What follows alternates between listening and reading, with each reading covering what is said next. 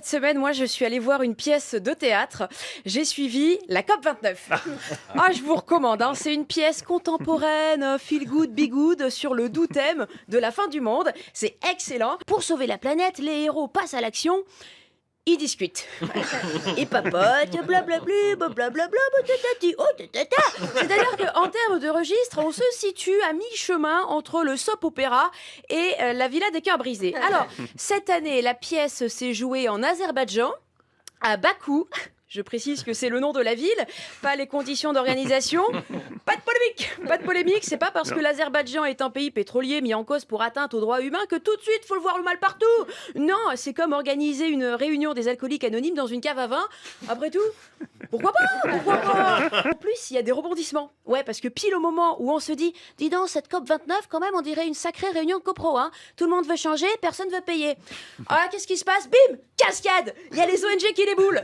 Et alors là, forcément, ça change tout parce que quand le président de l'Azerbaïdjan, il a vu Greenpeace arriver, hein, qu'est-ce qu'il s'est dit? Oh non! Oh les fichus!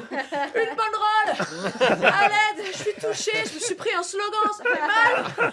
Oh purée, allez, à la fin, devinez quoi? Purée, tout le monde a applaudi. D'ailleurs, c'est marrant parce que ça rime avec lobby. Dingue! Attends, 1800 lobbyistes de l'industrie fossile étaient présents à la COP29. Alors moi, je trouve que ça fait quand même un peu beaucoup de metteurs en scène, mais bon, il faut ce qu'il faut. Alors seul bémol, moi je trouve que la pièce est un peu longue. Parce que autant Henri IV de Shakespeare, d'après une mise en scène de Thomas Cholly, ça a duré 18 heures, autant là, la COP... Ça fait 29 ans quand même, hein. D'ailleurs, même Thomas Joly a dit non pour le projet parce que soi-disant, il pleut.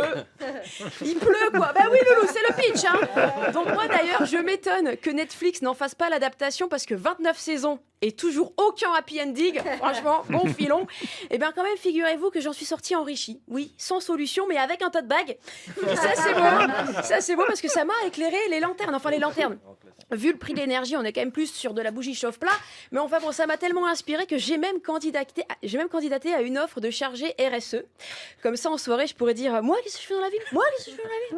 Mais je sauve le monde. Mais bien sûr, attends, je ne consomme plus comme avant. Je mange des pommes de terre chinoises bio. Je plante des arbres en ligne. Et même dans ma boîte, j'ai fait supprimer les touillettes. Allez, ça, c'est du concret. Non, cela dit, j'hésite quand même vraiment à changer de carrière parce que ça fait des années, et vous le savez, que j'essaie de me faire repérer par l'industrie du cinéma. Si.